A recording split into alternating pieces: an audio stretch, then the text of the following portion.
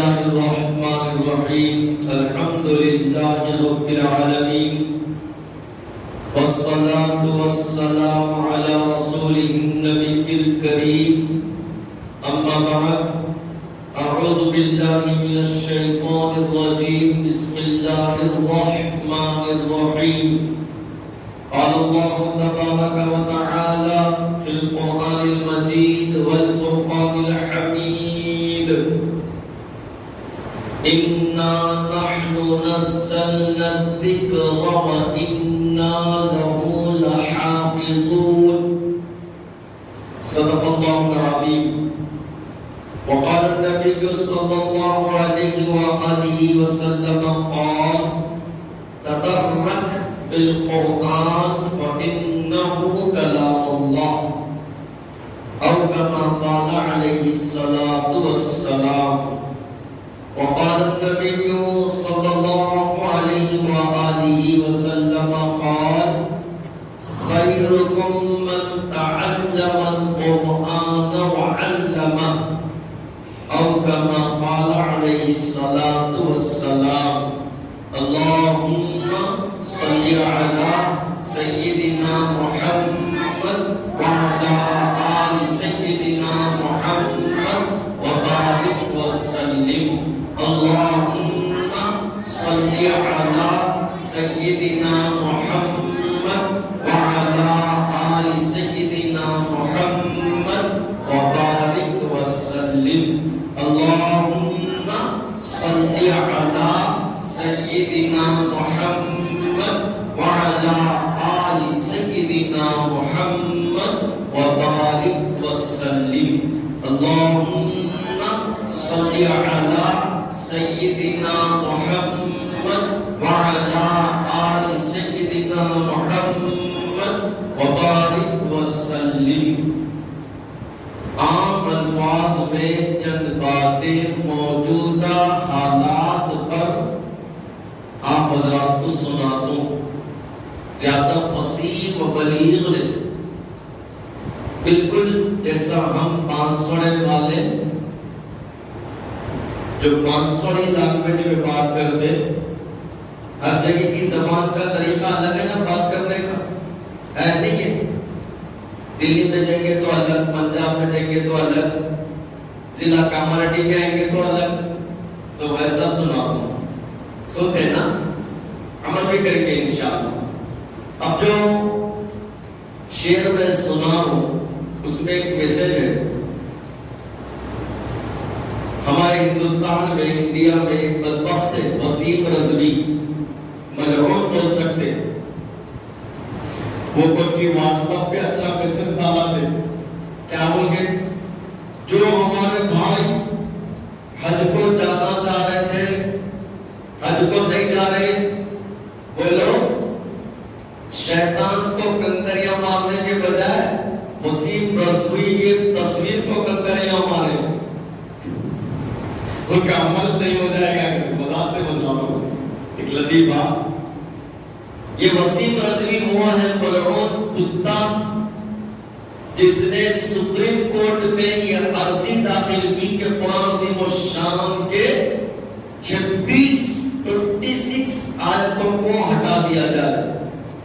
اس بدبخت کو کیا معلوم، کئی ایسے زمانے گزرے، کئی ایسے بادشاہ گزرے، کئی ایسے سیاستدان گزرے جنہوں نے قرآن کو مٹانے کی کوشش کی، سازش کی. وہ لوگ خود مٹ گئے لیکن قرآن عظیم الشان جس کے زبر میں بھی فرق نہیں آیا، کیونکہ اللہ نے قرآن عظیم الشان میں ارشاد فرمایا اِنَّا نَحْنُ نَزَّلْنَا الذِّكْرَ وَإِنَّا لَهُ لَحَافِظُونَ. کہ قرآن کو اللہ نے نازل فرمایا ہے اور اللہ ہی اس کی حفاظت فرمائیں گے. شاعر کہتا ہے قول خدا قول محمد فرمان نہ بدلا جائے گا. ہے قول خدا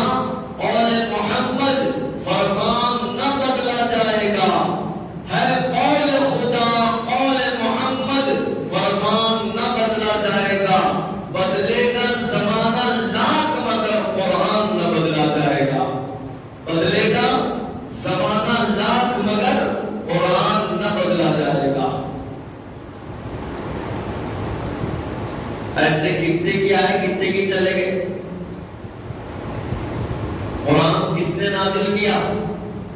اللہ نے نازل فرمایا ہے، جو ہمارے لیے ہدایت ہے، نور ہے، رحمت ہے، برکت ہے۔ ہمارا یہ عقیدہ ایمان ہے کہ جہاں پر اندھیرے ہیں وہاں پر قرآن پڑھا جائے، اللہ روشنی نازل فرمائیں گے، فرشتوں کو نازل فرمائیں گے، تاریکیوں کو دور فرمائیں گے، اللہ ہمارے حق میں ہدایت کے فیصلے فرمائیں گے۔ بے شمار انگنت واقعات ہیں، کئی صحابہ کرام جنہوں نے قرآن سنا تو ایمان میں داخل ہو گئے، کئی یہودیاں، کئی عیسائیاں، کئی کافر، کئی مشرک جنہوں نے قرآن کو سنا تو وہ مسلمان بن گئے۔ اللہ نے کہا کہ ہم نے قرآن کو نازل کیا میرے بندوں تمہاری ہدایت کے لیے، تم پر اللہ کی رحمت نازل ہو، تم پر اللہ کی برکتیں نازل ہو۔ قرآن لِتُخْرِجَ النَّاسَ مِنَ الظُّلُمَاتِ إِلَى النُّورِ، اندھیروں سے نکال کر روشنی کی طرف لے جاتا ہے۔ قرآن کو اللہ نے نازل کیا اور اس کی حفاظت کی ذمہ داری اللہ ہی کی ہے۔ وسیم رضوی بدبخت کتا ملعون سپریم کورٹ کے اندر یہ عرضی داخل کرنا کہ 26 آیتوں کو ہٹا دیا جائے، ایسے لاکھ وسیم رضوی آ جائے، لیکن قرآن عظیم الشان کے زبر میں بھی تبدیلی نہیں آ سکتی، کیونکہ حفاظت کون فرما رہے؟ اللہ فرما رہے ہیں۔ اب ہمارا حق کیسا ہے؟ ابھی بول کیا ہم ایک مزید ارمان کیا ہم قرآن کو کیسا کرتے؟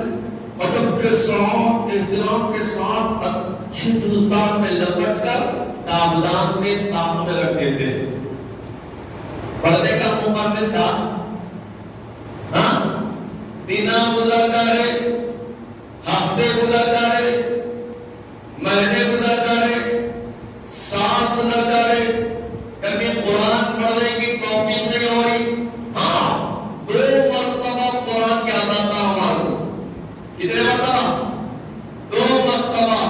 پہلی بار کب؟ اگر باپ ہے لڑکی کی شادی کرنا تو جہیز میں سر فہرست سب سے پہلے کیا لکھا تھا؟ اچھا میری بچی کو جو ہے جہیز میں اچھی ہدیہ دے رہا میں قرآن پانے والی، لکھو۔ جہیز کی فہرست میں پہلے نمبر پر کیا لکھا تھا؟ قرآن۔ جب یاد آتا۔ دوسرا کب؟ گھر میں کسی کا انتقال ہو گیا، کوئی دنیا سے رخصت ہو گیا، اب اگر کسی کو قرآن پڑھنے بھی نہیں آتا تو انہیں بھی ہدایت دیتے رہتا، تاکید کرتے رہتا ہے مرنے والے کے نام پر قرآن پڑھو، اس میں ثواب کے لیے قرآن پڑھو۔ یہ ہمارا تعلق ہو گیا قرآن سے۔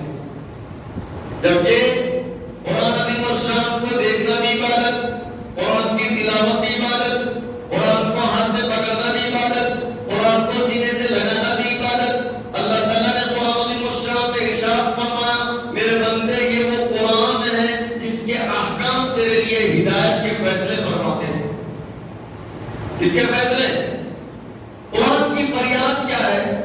ایک شاعر لمبے اشعار لکھا، میں وہ پورے میں سنا دوں، بس موجودہ حالات میں مسلمانوں سے قرآن کا کیا تعلق ہے،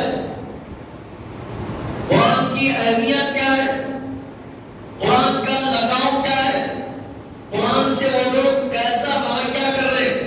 وہ شاعر بتلا قرآن کی فریاد آپ حضرات سنیے، سنتے ہیں؟ ارے بولو نہ سنتے؟ سنو، شاعر کہتا ہے طاقوں میں سجایا جاتا ہوں، آنکھوں سے لگایا جاتا ہوں۔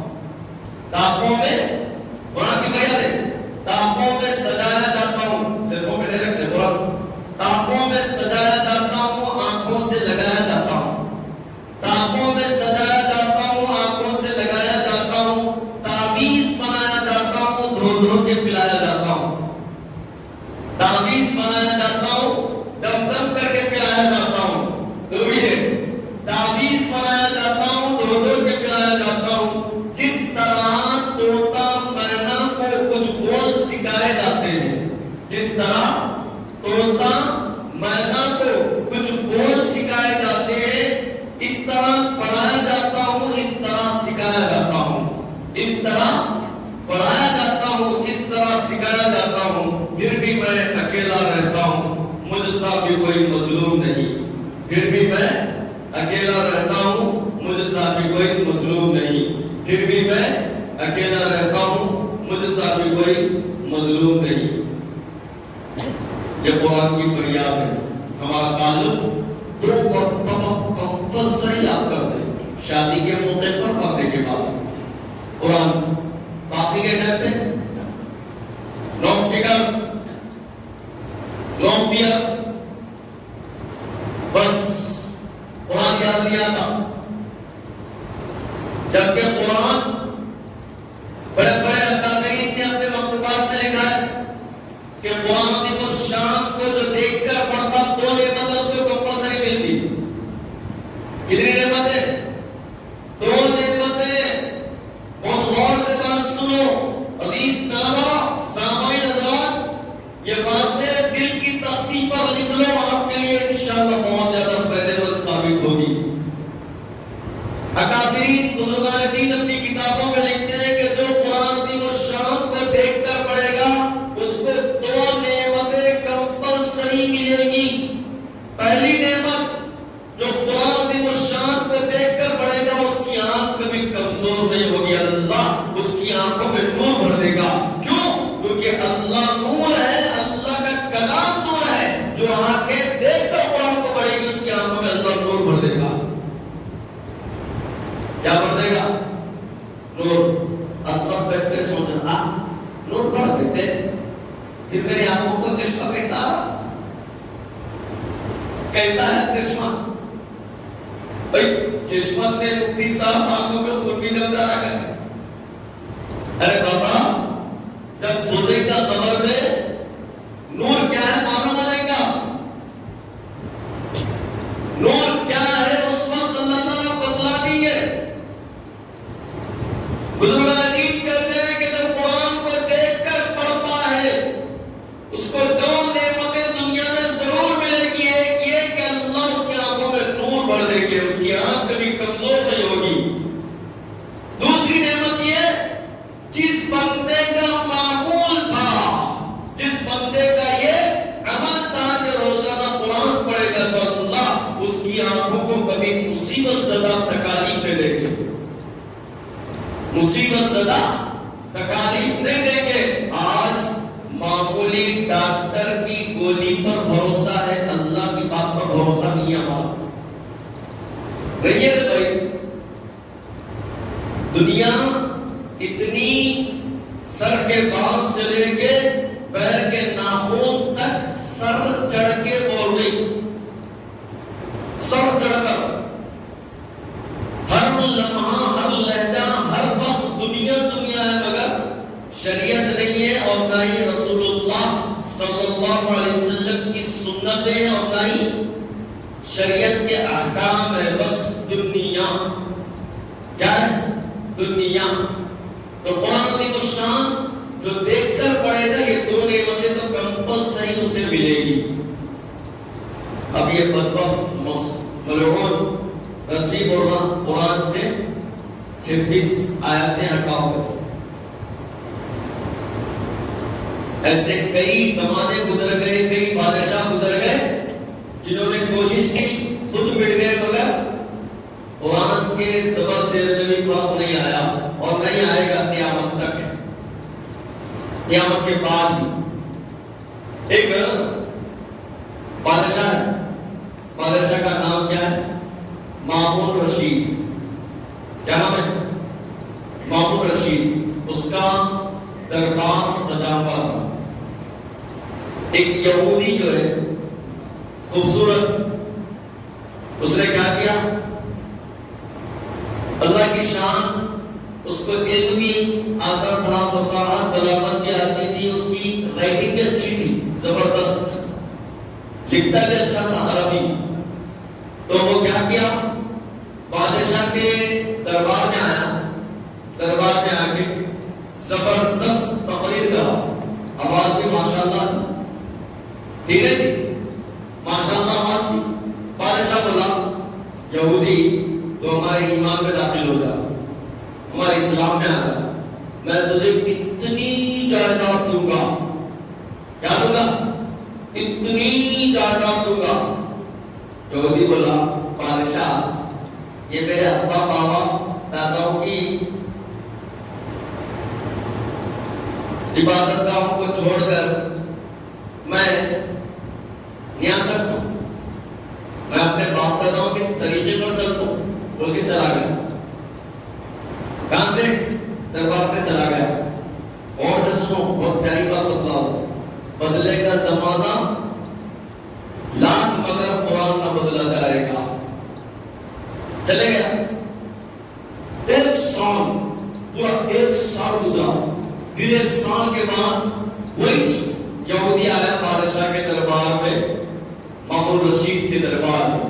اب چہرہ ہے، ٹوپی ہے، زبردست آگے بڑھے تھا دربار میں، فقہ کے اوپر زبردست تقریر کر رہا، شریعت کے احکام کو بتلا رہا۔ بادشاہ دور سے دیکھ لیا، سمجھا رہے ہو؟ دور سے دکھائے انہیں تو وہی دکھ رہا جو پچھلے سال آیا تھا۔ بادشاہ بلایا، ارے تو وہی چیز تھا پچھلے سال آیا سو؟ کہ ہاں میں وہی چھو۔ تو مسلمان بن گیا؟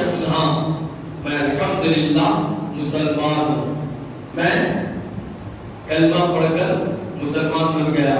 مسلمان کیسا؟ بول رہے ہیں تعجب کر کے، کیسا؟ یہودی بولا کہ میں جب آپ کے دربار سے باہر نکلا تو میرے دل میں خواہش پیدا ہوئی، تین دین ہے، ادیان کس کو بولتے؟ جمع، سنگولر پلورل بولتے نا، تین دین، یہودیوں کا جو توریت کو مانتے، عیسائیوں کا جو انجیل کو مانتے، مسلمان جو قرآن کو مانتے۔ تو میرے دل میں خواہش پیدا ہوئی کہ اللہ نے مجھے علم دیا، کیوں نہ میں ان تین کتابوں پر ریسرچ کروں، ان کی تین کتابوں کو آزماؤں، اور جو کتاب صحیح ہوگی، برحق ہوگی، وہی صحیح دین ہوگا، میں اس کو اپنا لوں گا۔ یہ میرے دل میں طے کر لیا میں، چونکہ آپ حضرات کو جوانوں میں رائٹنگ اچھی لکھنی آتی تھی میرے کو، لہٰذا میں کیا کرا، سب سے پہلے تورات کے تین نسخے اپنے ہاتھ سے لکھے، تین کتابوں پر، جیسا قرآن میں 1 2 3 تیرا من چھپکا ہے سو، ویسا 3 لکھا میں۔ اب تینوں میں کیسا کیا، جب بھی لکھتا تھا کوئی بات جب کو سمجھ میں نہیں آتی تو ہٹا دیتا تھا، جب بھی لکھتا تھا کوئی بات سمجھ میں نہیں آتی تورات کو تو ہٹا دیتا تھا۔ بعض مرتبہ ایسا بھی ہوا خود میں اپنی جانب سے کئی باتیں لکھ دیا، اس میں لکھ دے کر میں کیا کہا، یہودیاں کیا عبادت کرتے وہاں پر گیا، وہاں پر جا کر وہ لوگوں کو دیا، وہاں پر وہ مسئلے سب حضرات کے ہاتھ میں دبا دیا، سب نے دیکھا، بس حضرت کی زبان تیز تاریخ رہا، کیا اچھی رہی ہے، کتنے اچھے انداز میں لکھا، بلکہ سب ان کتابوں کو، ان نسخوں کو اپنا لیے۔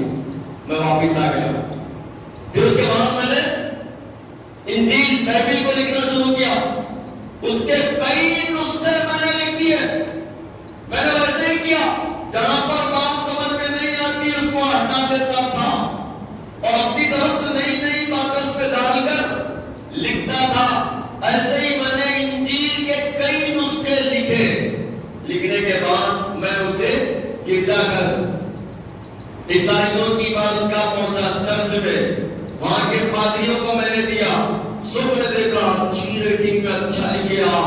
بعض ایسے بھی موقع آئے کہ یہودیاں یعنی عیسائیاں، پادریاں اپنی جگہ چھوڑ کر میرے کو بٹھا دی کہ ہماری مقدس کتاب کو لکھا بول گئے۔ سب نے ان نسخوں کو لے لیا اور اپنا لیا۔ میں واپس آ گیا، پھر اس کے بعد میں نے کیا کیا، میں نے قرآن عظیم الشان کو لیا، پھر اس کو بھی لکھنا شروع کر دیا، اور میں نے ویسے ہی کیا جو پہلے جو کتابوں میں کیا تھا، جہاں پر قرآن کے کوئی احکام حکم سمجھ میں نہیں آتا میں اسے ہٹا دیتا تھا اور اپنی طرف سے کوئی بات لکھ دیتا تھا۔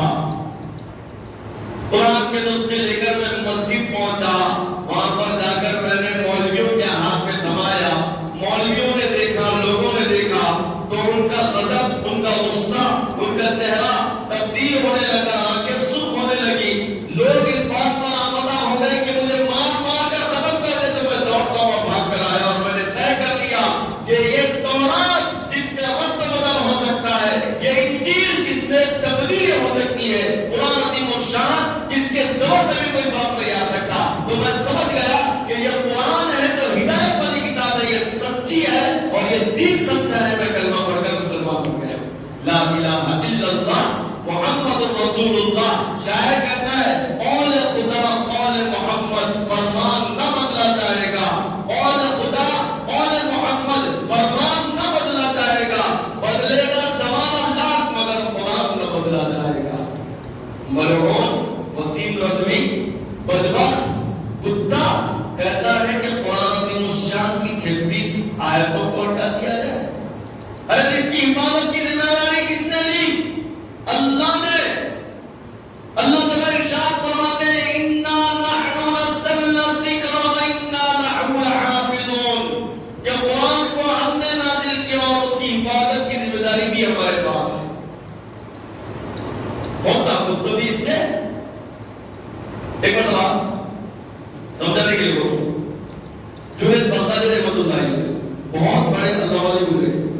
اس دنیا سے.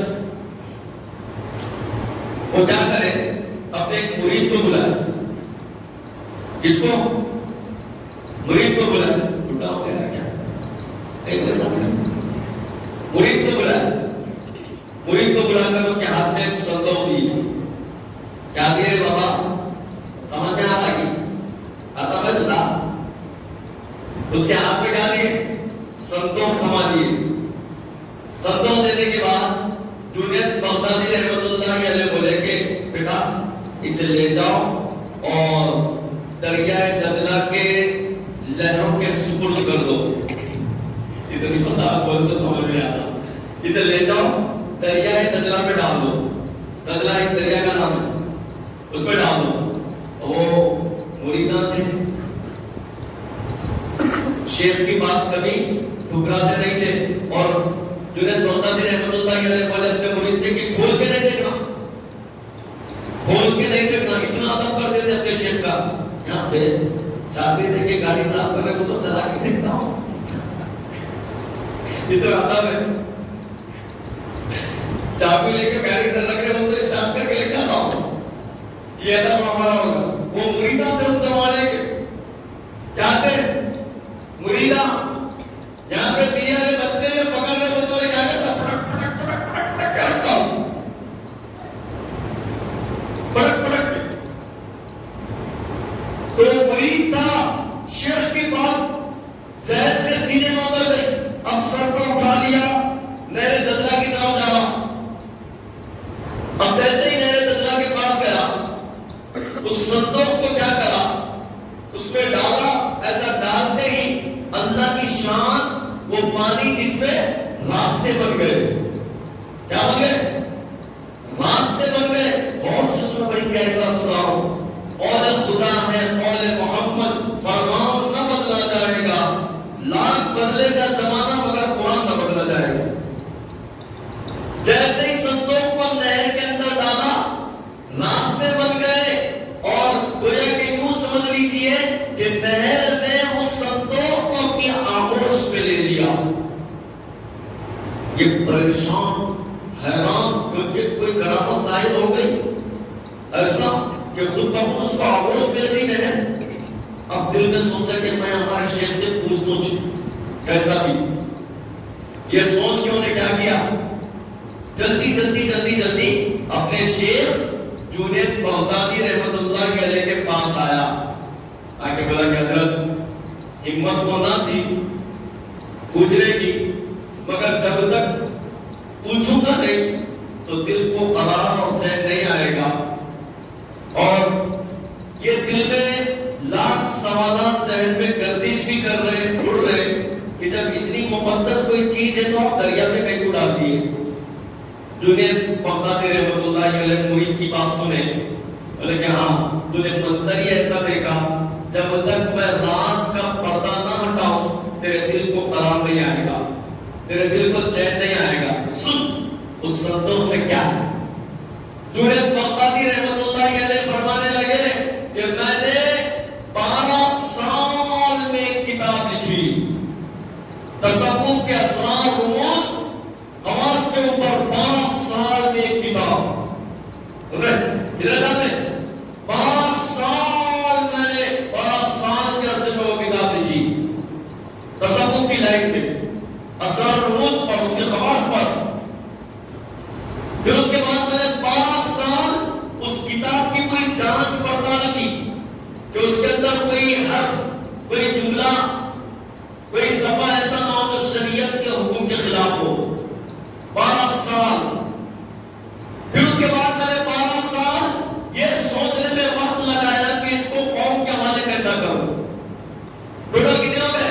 36 سال مجھے لگ گئے. آخرکار میرے دل میں یہ بات پیدا ہوئی کہ جنید, یہ جو تو کتاب لکھتا ہے قرآن عظیم الشان کے سامنے اس کا کوئی مول نہیں, اس کا کوئی مقام نہیں. تو میں نے دل میں طے کر لیا کہ قرآن عظیم الشان کے رہتے ہوئے جنید کی کوئی کتاب مول نہیں رکھتی ہے, لہذا اسے دریائے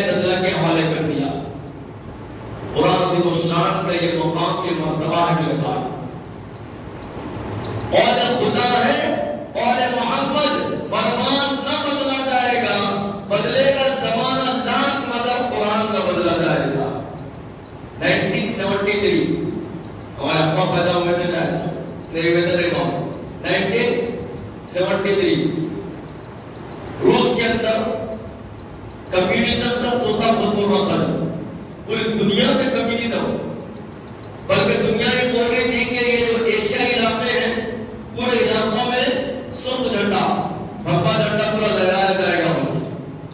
کیسے کیسے سخت اقدامات مانو، اتنی سخت اقدامات تھے کہ روس کے ماسکو شہر میں ایسا حکم حکومت نے جاری کر دیا کہ پوری مساجد کو بند کر دیا جائے، جس کے بھی گھر میں قرآن ہو اس کے پورے خاندان کو پھانسی دے دی جائے۔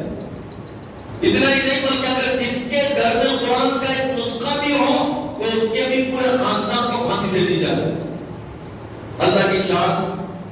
ویسے حالات میں ایک اللہ کے ولی روس کے شہر ماسکو پہنچے۔ اللہ کی شان، جمعہ کا دن تھا، اپنے مسلمان دوست سے بولے کہ بھائی جمعہ کا دن ہے، نماز پڑھیں گے، مسجد کا ہے بدلاؤ۔ انہیں بولا حضرت خاموش، کوئی سن لی کا یہاں پر، ایک تم بھی میں دونوں بھی چلے جاتے۔ بولے کیا بات ہے؟ بولے کہ یہاں پر حکومت کی جانب سے مسجدیں بند ہیں، اذان بند ہے۔ مسجد ہے کہاں بولتے؟ بولے کہ نہیں، یہ جتنی بھی مسجدیں ہیں سب کو گودام بنا دی، اور 5 مسجدوں میں سپاہی رہ رہے، وہ لوگ اس کے اندر سو رہے اٹھ رہے۔ 1-2 مسجدیں ہیں وہاں پر، ہمارے لوگ کبھی کبھی چھپ کر نماز پڑھتے۔ وہ اللہ کے ولی بولے کہ اچھا ٹھیک ہے، کوئی مسجد کا ہے بدلاؤ۔ لیکن سر ایسا ایسا جاؤ، ایسے راستے میں جانے کے بعد آپ کو وہاں پہ وہ مسجد دکھے گی۔ یہ بزرگ چلے گئے، تڑپ تھی دل میں جمعہ کی نماز پڑھنے کی، بولتے کیا تھی؟ تڑپ تھی، سن رہا اور سے سن، قرآن کیا چیزیں معلوم ہوتا۔ بزرگ جا رہے، قرآن عظیم الشان کے اوپر یہ بات چل رہی، 1973 کی ماسکو میں۔ جب وہ مسجد میں پہنچے تو مسجد بند تھی۔ گھر کے بازو والوں سے پوچھے، گھر کے بازو والا بولا کہ ہاں چابی میرے پاس ہی ہے مگر میں نہیں دیتا۔ کہیں کو نہیں دیتے بھائی؟ لیکن نہیں، چابی دیا تو تم بھی میں دونوں کو بھی موت کی سزا ہو۔ مسجد بند کرنے کا حکم ہے، نماز پڑھنے کا کسی کو بھی نہیں۔ بولے کہ نہیں وہ میں دے دوں گا، چابی دو۔ اسرار کے بعد چابی دے دیا ہوں۔ اب یہ بزرگ مسجد کھولے، اندر پورا کچرا تھا، تقریباً بہت زیادہ وقت لگ گیا۔ بزرگ مسجد پوری جھاڑ کے 1973 کی بات کر رہا ہوں میں، کتاب میرے پاس موجود ہے۔ کئی مہینوں کے بعد وہ بزرگ ماسکو شہر میں اس مسجد میں اذان پڑھے۔ اذان کی آواز سننا تھا اس محلے کے، کیا مرد، کیا عورت، کیا بوڑھے، کیا بچے، سارے کے سارے مسجد کی طرف آ گئے۔ سب کی زبان پر بس ایک جملہ تھا کہ کون ہے جو اپنی موت کو دعوت دے رہا؟ کون ہے جو اپنی موت کو دعوت دے رہا؟ خود بھی مرے گا، ہمیں بھی مرائے گا۔ سب کی زبان پر یہ جملہ تھا۔ وہ بزرگ اذان پڑھے، پڑھنے کے بعد جمعہ تو جمع ہونے سے ہوتی نہ لوگوں کی ہوتی نا، بزرگ بولے کوئی بھی آ رہا نہیں، زہر کی نماز پڑھ لے تو، بلکہ وہاں پر زہر کی نماز پڑھ لی اطمینان کے ساتھ۔ مسجد کے باہر آئے، کیا دیکھ رہے مسجد کے باہر؟ لوگ ٹھہرے رہے لائن میں، سو شد بولتے دیکھو، حیران ٹک ٹکی باندھ کر دیکھ رہے، کون اللہ کا بندہ کدھر سے آیا، اذان بھی پڑھا، نماز بھی پڑھ لیا، ٹک ٹکی باندھ کر دیکھ رہے۔ اتنے میں ایک چھوٹا سا لڑکا سامنے بڑھا اور بولا کہ حضرت آپ کی ہمت کی داد دینا ہے، یہ سمجھانے کے لیے بولو، آپ کی ہمت کی داد دینا ہے، آپ سے گزارش ہے، درخواست ہے، آپ میرے گھر کو چلو، میں چائے کی دعوت دے دوں۔ کیا کی دعوت دے دوں؟ چائے کی دعوت دے دوں۔ بزرگ بولے اچھا ٹھیک ہے، چلو میں چلتا ہوں، آپ کے ساتھ چلے گئے۔ باتیں کرتے لگے، گھر کو جانے کے بعد ماں باپ بھی سامنے آئے۔ وہ بزرگ کیا کرے؟ قرآن کا ایک چھوٹا سا نسخہ ہوتا نا، اپن لوگوں کبھی سفر میں جب رکھ کے لکھا دے، چھوٹا سا نسخہ نکالے اور قرآن کی آیت پڑھ رہے، اِنَّا نَحْنُ نَزَّلْنَا الذِّكْرَ وَإِنَّا لَهُ لَحَافِظُونَ۔ بچہ سننا تھا، بس وہاں سے پڑھنا شروع کر دیا تو کیا کیا؟ ایک پارہ مکمل پڑھ دیا، 15واں پارہ مکمل یا 14واں پارہ مکمل۔ بزرگ بولے بیٹا تیرے کو پڑھنے آتا؟ اس کے ہاتھ میں قرآن دیے، انہیں قرآن لیا، پہلے تو حیرت زدہ دیکھا، اب کوشش کر رہا، سمجھ میں نہیں آ رہا اس کو۔ بزرگ بولے کہ دیکھ تو یہاں سے پڑھا، 14ویں پارے کا پہلا صفحہ، انہیں دیکھا، اس کو بھی سمجھ میں نہیں آیا۔ ماں باپ سامنے آئے، ماں باپ بولے کہ ہاں میرا بچہ ہے اس کو ناظرہ نہیں آتا حفظ آتا، اس کو دیکھ کے قرآن پڑھنا نہیں آتا حفظ آتا. حضور بولے کیوں ایسا؟ بولے کہ ہاں یہاں کی حکومت کی جانب سے سخت احکام ہے، جس کے گھر میں قرآن ہوگا یا قرآن کا ایک صفحہ جو ہوگا اس کے پورے خاندان کو پھانسی دے دی جائے گی. آپ کو اس ماس کو شہر میں کسی کے بھی گھر میں قرآن نہیں ملے گا، لیکن ایک بات ہے کہ ہمارے محلے کا ہر بچہ حافظ قرآن، ہر بچہ حافظ قرآن. اور آپ قرآن کی بس ایک آیت پڑھ لیں، میرے بچے کے سامنے اگر سورہ فاتحہ پڑھتے تو وہ والناس تک رکتا نہیں، پورے قرآن سنا دیتا، پورے قرآن. حضور پوچھے یہ کیسے؟ بولے کہ ہاں قرآن کے اوپر تو پابندی لگ گئی، لیکن اللہ کی شان، یہاں کے محلے کا سبزی بیچنے والا حافظ قرآن، یہاں کے محلے کا ترکاری بیچنے والا حافظ قرآن، یہاں کے محلے کا درزی حافظ قرآن، یہاں کے محلے کا تجار حافظ قرآن. ہم بچوں کو کے پاس بھیج دیتے ہیں، وہ زبانی پڑھاتے ہیں، ہمارے بچے زبانی سیکھ کر گھر کو آ جاتے ہیں، دیکھ کر قرآن پڑھنا نہیں آتا، بغیر دیکھ کر پورے قرآن پڑھ لیتے ہیں. قول خدا ہے، قول محمد، فرمان نہ بدلا جائے گا. قول خدا ہے، قول محمد، فرمان نہ بدلا جائے گا. زمانہ بدلے گا لاکھ مگر قرآن نہ بدلا جائے گا. اللہ قرآن کی ایسی بھی حفاظت فرماتے ہیں. قرآن کو مٹانے والے خود مٹ جاتے، لیکن قرآن کے زبر زیر میں بھی فرق نہیں آتا اور نہیں آئے گا انشاءاللہ، کیونکہ اس کی حفاظت کی ذمہ داری اللہ نے لی ہے. مغرور بدبخت وسیم رضوی جیسے پوری دنیا میں لوگ ہو جائے، پوری ہیری چوٹی کا زور لگا لے، لیکن اس کے زبر میں بھی تبدیلی نہیں آئے گی. ارے قرآن تو یہ ہے جس کا ادب کرنے پر بھی اللہ بخشش کے فیصلے فرماتے ہیں. محمود غزنوی کا نام سنے آپ؟ ہندوستان میں جو بادشاہ آیا تھا ترک، اسی کی بدولت بعض لوگ کہتے ہیں قابلیت کہ 800 سال تک اس ہندوستان میں مسلمانوں کی حکومت رہی. محمود غزنوی، ایسی حکومت تھی اس کی.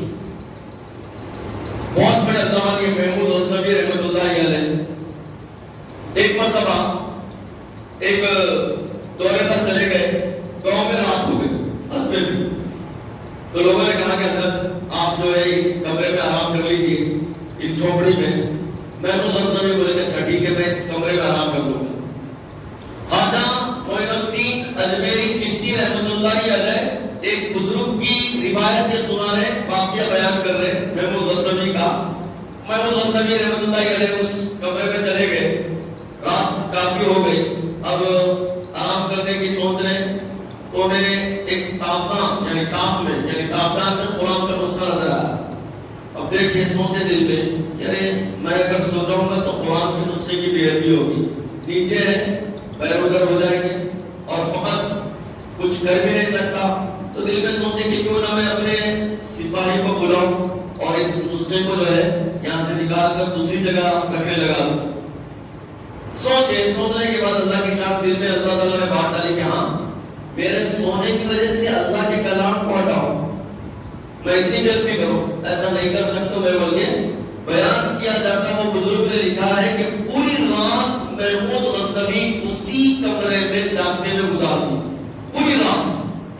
اللہ کی شان جب دنیا سے رخصت ہوئے مر گئے، مرنے کے بعد ایک بزرگ کے خواب میں آئے. بزرگ نے پوچھا کہ کیا بنا؟ محمود غزنوی نے کہا کہ چھوڑ دو میری فتوحات، چھوڑ دو میری کامیابیاں. اللہ کے سامنے پیشی ہوئی، اللہ نے کہا کہ محمود تم نے ہمارے کلام کا ادب کیا، اللہ اسی کی نام تمہاری بخشش کا فیصلہ فرمائے. یہ ادب ہدایت والی کتاب ہے، اس میں کوئی تبدیلی نہیں آتی. ایک بہت بڑے بزرگ ہے جن کا نام ہے خواجہ ابو بکر شعبہ بن عیاش رحمۃ اللہ علیہ.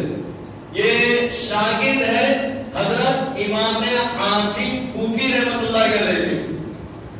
یہ خلاف کے 5 اماموں سے ایک امام ہے حضرت شعبہ بن عیاش رحمۃ اللہ علیہ، بہت بڑے بزرگ. ان کے بارے میں بیان کیا جاتا کہ ان کی عمر اللہ تعالیٰ نے 70 سال عنایت کی. کتنے سال؟ 70 سال. 70 سال میں انہوں نے 40 سال کبھی بستر پر ٹیکنے لگا. لگایا اور نہ ہی زمین پر ٹیک لگایا. کبھی 40 سال نہیں سوئے. کبھی ان کے لیے بستر بچھایا جاتا تو یہ کہہ کر اٹھوا دیتے کہ نہیں میری عبادت کا معاملہ ہے, میں عبادت کروں گا, سوؤں گا نہیں. 40 سال تک اندازہ کرو میں تھوڑا, 40 سیکنڈ نہیں ٹھہر سکتے اور بیٹھ نہیں سکتے, 40 سال تک کبھی بستر پر آرام نہیں کرے. ان کے بارے میں بیان کیا جاتا ہے کہ 70 سال میں تقریباً انہوں نے 24,000 مرتبہ قرآن عظیم الشان کی تلاوت فرمائی. 24,000 مرتبہ. جب ان کی وفات کا وقت آیا, ان کے سامنے ان کی بہن آ کر رونا شروع کر دی تو بہن کو اشارے سے بتائے کہ وہ گھر کے وہ روم میں یعنی وہ کونے میں اس طرف دیکھو, اللہ اس کی بنا پر میری مغفرت فرمائے گا. وہ بہن کو بدلا ہے. بہن نے پوچھا کہ بھائی یہ کیا معاملہ ہے؟ تو بھائی نے کہا کہ بہن وہ ایسا مقام ہے جہاں پر میں نے بیٹھ کر 18,000 مرتبہ قرآن پڑھی. اور اسی وقت بھائی کو بلائے, ان کے بیٹے کو بلائے, دونوں کو وصیت کر رہے کہ بیٹا میری ایک وصیت تو لکھ لینا, تو جہاں چاہے جو کچھ کرنا لیکن اس مقام پر کوئی گناہ نہیں کرنا, کیونکہ وہ ایسا مقام ہے کہ جہاں پر بیٹھ کر میں نے 18,000 مرتبہ قرآن عظیم الشان کی تلاوت کی. یہ وہ قرآن ہے جس کے پڑھنے پر, جس کی حفاظت کا ذمہ, جس کے ادب پر اللہ ہدایت کے فیصلے فرماتے اور کسی کی مدد نہیں ہو سکتی.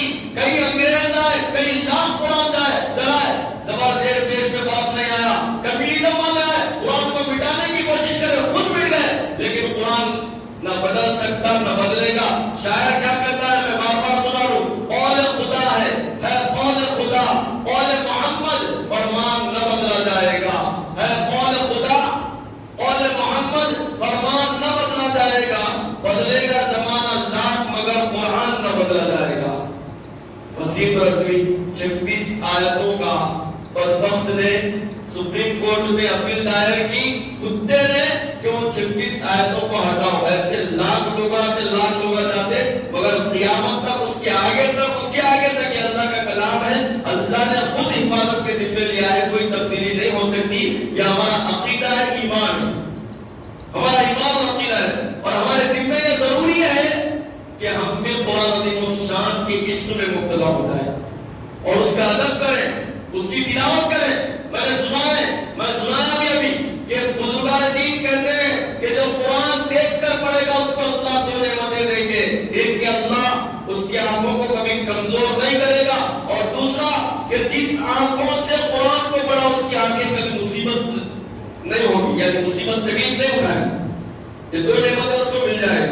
تو دعا کرتے ہیں کہ اللہ تعالیٰ ہم تمام کو قرآن عظیم الشان کے ہدایات احکام پر عمل کی توفیق عطا فرمائے, اور اللہ اس کے احکام پر عمل کی توفیق نصیب فرمائے. جیسا کہ گزشتہ جمعہ بھی میں اعلان کیا ہوا, ابھی آپ قرآن کی تقریر بھی سنیں. قرآن عظیم الشان نور ہے, یہ اللہ کا کلام. کئی ایسے واقعات ہیں کہ صحابہ کئی ایسے ہیں جنہوں نے قرآن سنا تو وہ ایمان میں داخل ہو گئے. میں سمجھتا ہوں یہاں پر بھی کئی ایسے اللہ کے بندے ہیں جو آج بھی اگر طرف سے دل سے قرآن سنیں گے تو آنکھوں سے آنسو رکیں گے, بس جاری ہو جانا شروع ہو جائے گی. قرآن جس کے اندر اللہ نے ایسا تاثر, ایسی جاذبیت رکھی. ہمارے بڑے کہتے ہیں کہ جو جس انداز سے قرآن کو سنے گا اللہ اس کے ہاتھ میں ویسے ہی ہدایت کے فیصلے فرمائے, اور جو جتنے اچھے انداز میں قرآن کو پڑھے گا ویسے سننے کا دل کرے گا.